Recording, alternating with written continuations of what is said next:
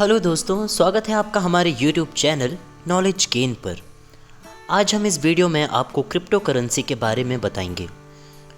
आज जिसे देखो वो क्रिप्टो करेंसीज के पीछे भाग रहा है। बहुत ही कम समय में क्रिप्टो करेंसी ने फाइनेंशियल मार्केट में अपना बेस मजबूत कर लिया है। क्रिप्टो करेंसी को डिजिटल मनी भी कहा जा सकता है क्योंकि ये केवल ऑनलाइन ही अवेलेबल है और इससे हम फिजिकली लेन देन नहीं कर सकते। दूसरी करेंसीज जैसे भारत में रुपीज़, यूएसए में डॉलर, यूरोप में यूरो एक्सेट्रा को सरकारें पूरे देश में लागू करती हैं।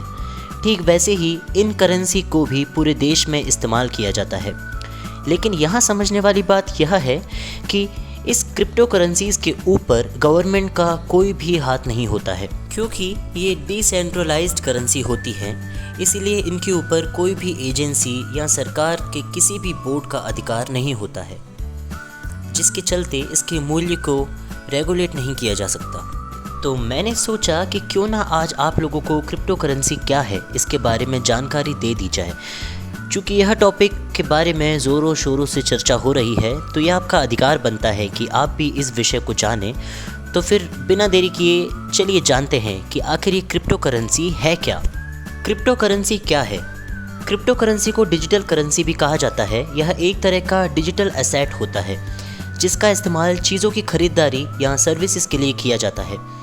इस करेंसीज में क्रिप्टोग्राफी का इस्तेमाल होता है। यह एक पीर टू पीर इलेक्ट्रॉनिक सिस्टम होता है जिसका इस्तेमाल हम इंटरनेट के माध्यम से रेगुलर करेंसीज की जगह में गुड्स और सर्विसेज को परचेस करने के लिए कर सकते हैं।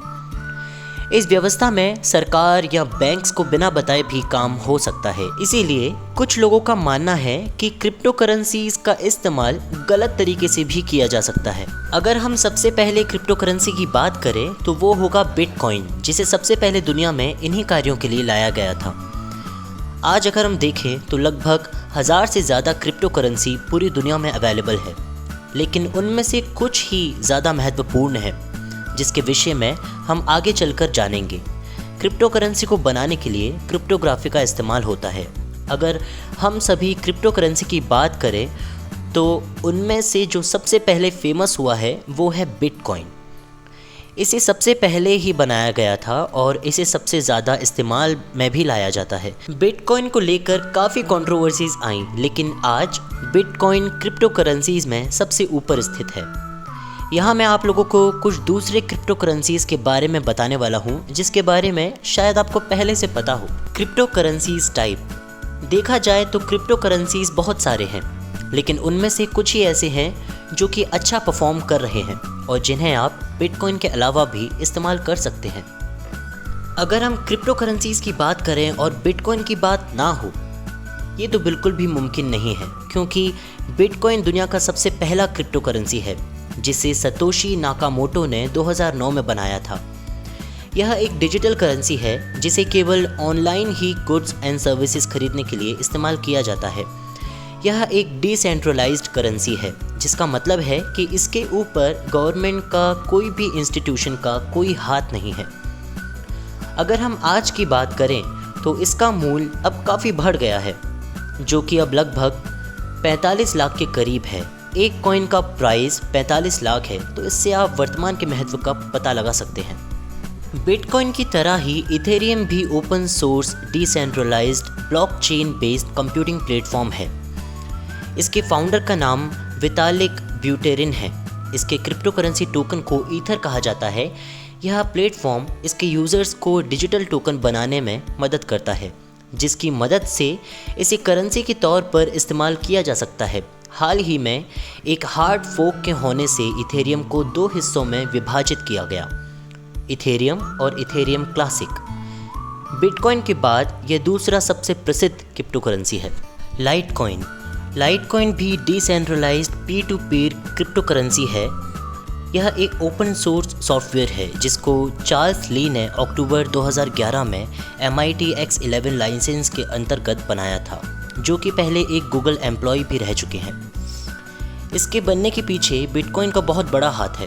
इसकी बहुत सारे फीचर्स बिटकॉइन से मिलते हैं। लाइटकॉइन की ब्लॉक जनरेशन की टाइमिंग बिटकॉइन के मुकाबले 4 गुना कम है, इसीलिए इसमें ट्रांजैक्शन बहुत जल्दी हो जाता है। इसमें क्रिप्ट एल्गोरिदम का इस्तेमाल होता है। डॉज कॉइन डॉजकॉइन की कहानी बहुत ही इंटरेस्टिंग है। इसने बिटकॉइन का मजाक उड़ाने के लिए कुत्ते से उसकी तुलना की थी, जिसने आगे चलकर क्रिप्टो करेंसी का रूप ले लिया।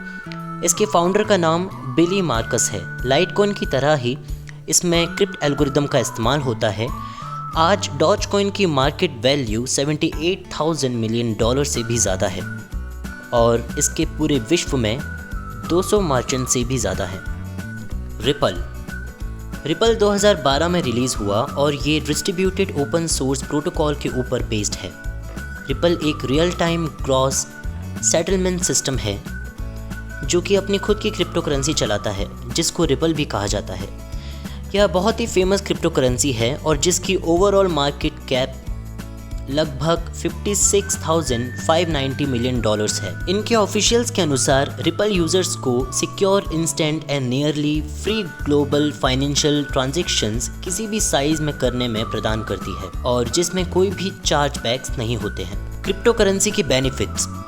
क्रिप्टो करेंसी में फ्रॉड होने के चांसेस बहुत ही कम हैं। क्रिप्टो करेंसी की अगर बात की जाए तो ये नॉर्मल डिजिटल पेमेंट से ज़्यादा सिक्योर होते हैं। इसमें ट्रांजैक्शंस फ़ी बहुत ही कम है अगर हम दूसरे पेमेंट्स ऑप्शन की बात करें। इसमें अकाउंट्स बहुत ही सिक्योर होते हैं क्योंकि इसमें अलग अलग प्रकार के क्रिप्टोग्राफी एल्गोरिदम का इस्तेमाल किया जाता है। क्रिप्टो करेंसी के नुकसान। क्रिप्टो करेंसी में एक बार ट्रांजैक्शन पूरा हो जाने के बाद उसको रिवर्स कर पाना असंभव होता है क्योंकि इसमें वैसे कोई ऑप्शन नहीं होती है।